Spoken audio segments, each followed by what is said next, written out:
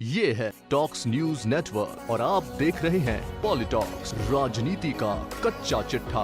पॉलिटॉक्स से इस समय मेरे साथ बात करने के लिए मौजूद हैं उपनेता प्रतिपक्ष राजेंद्र राठौड़ साहब। सर, गहलोत सरकार का अभी कुछ दिनों पहले बजट आया, बजट के बाद आज प्रतिक्रिया दी गहलोत साहब ने, क्या कहेंगे इस पूरे बजट पर? इस बार जो पहला बजट अशोक जी गहलोत ने प्रस्तुत किया है, ये बजट दिशाहीन है।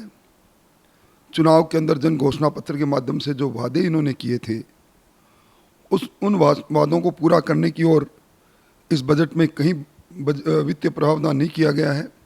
और मैं कह सकता हूं कि ये बजट जो 27,000 करोड़ के घाटे का बजट है, इस बजट से स्पष्ट हो गया कि जो किसानों के कर्जे माफ़ करने की बात इन्होंने कही थी, वो धूलदर्शी साबित हुई। बेरोज़गारों को 3500 रुपये प्रतिमाह जो बेरोज़गारी भत्ता देने की बात कही थी, उससे पहले यू टर्न कर चुके हैं।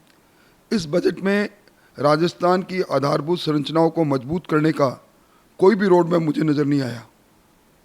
सर, जैसे कि आज भी सदन में आवाज़ उठी, बहुत सारी कई विभागों के लिए कुछ घोषणा नहीं हुई, आयुर्वेद के लिए स्पेशली कुछ घोषणा नहीं हुई, आज भी सदन में आवाज़ उठी। देखिए, इस बजट को मैं कह सकता हूँ असंतुलित बजट है।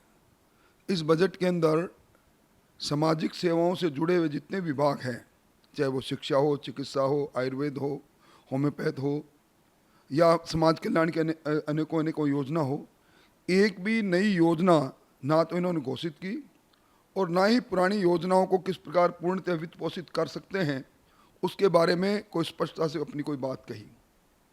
इस बजट के अंदर मैं समझता हूं कि एक जो वादा जो इनके गले की फांस बना हुआ है, वो है राष्ट्रीयकृत बैंकों से 2 लाख से ज़्यादा का ऋण या 2 लाख तक का ऋण जिन किसानों ने ले लिया, जिनका 10 दिन में माफ़ करने के इन्होंने वादा किया था। अब आज सदन के अंदर मुख्यमंत्री जी कहते हैं प्रतिपक्ष को कि वो केंद्र सरकार के से मदद मांगने के लिए हम उनके साथ जाएं और अगर इंडस्ट्रियलिस्ट का वन टाइम सेटलमेंट के माध्यम से ऋण में राहत दी जा सकती है तो किसानों को क्यों नहीं। ये स्पष्ट हो गया कि जब किसानों के वोट लेने थे तब इन्होंने कभी नहीं कहा कि केंद्र सरकार की ओर हम देखेंगे, उनकी मदद होगी वित्तीय रूप से, तभी हमारे किसानों का कर्जा माफ़ होगा। मैं समझता हूँ इतनी अस्पष्टता आज तक मैंने मेरे संसदीय जीवन में नहीं देखी, जितनी अस्पष्टता आज सदन के अंदर सदन के नेता मुख्यमंत्री जी के उत्तर देते हुए उनके खुद के हाव भाव से लग रही थी और सदन के सभी लोगों को लग रही थी। सर, विधानसभा में इस बार काफ़ी नए बदलाव किए गए, क्या कहेंगे इन बदलावों के ऊपर? देखिए, विधानसभा वस्तुतः राजस्थान के आम जन का प्रतिनिधित्व करती है। माननीय अध्यक्ष महोदय ने प्रश्नकाल के अंदर प्रश्नों के में जो सप्लीमेंट्री अन्य सदस्यों को करने के लिए पहले जो हमेशा परंपरा रही है उसको तोड़कर अब सिर्फ मूल प्रश्नकर्ता से को ही उत्तर पूछने का, प्रश्न करने का अधिकार दिया है। मैं समझता हूँ कि ये गले नहीं उतर रहा, बाकी जो कुछ है ठीक है। सर, इन दिनों में विधानसभा में काफ़ी बार आपने कई मुद्दे उठाए, कई बार देखा गया कि सदन में स्पीकर और आपके बीच में काफ़ी नोकझोंक हुई, क्या कहेंगे सर? देखिए, वैसे तो स्पीकर पर किसी प्रकार की टीका टिप्पणी करने का मुझे अधिकार नहीं, वो सर्वप्रिय है।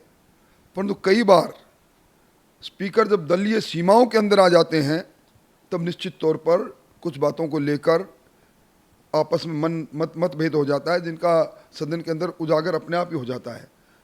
संभवतः सामान्यतः ऐसी बात नहीं होनी चाहिए, क्योंकि जब स्पीकर कोई बन जाता है तो दलीय सीमाओं से ऊपर चला जाता है। परंतु कई बार, अक्सर अभी नहीं, कई विधानसभाओं में ये बात देखने को मिलती है कि स्पीकर वापस अपने मूलतः अपने उसी राजनीतिक दल की तरफ ज़्यादा देखने लग जाते हैं, जो संसदीय परंपराओं के अनुसार अच्छा नहीं है। पिछले कुछ दिनों पहले प्रदेशाध्यक्ष मदन लाल सैनी जी का देवलोक गमन हुआ, नए प्रदेशाध्यक्ष के रूप में आप किसे देखेंगे? देखिए, भारतीय जनता पार्टी कार्यकर्ता आधारित पार्टी है। हमारा राष्ट्रीय नेतृत्व जिसको भी इस काम की जिम्मेदारी देंगे, हम सब लोग मिलकर उसका सहयोग करेंगे। इस पर मैं कोई टीका टिप्पणी करूं, ये उचित नहीं। पार्टी तय करेगी कौन होगा नया प्रदेशाध्यक्ष, ये कहना है उपनेता प्रतिपक्ष राजेंद्र राठौड़ साहब का।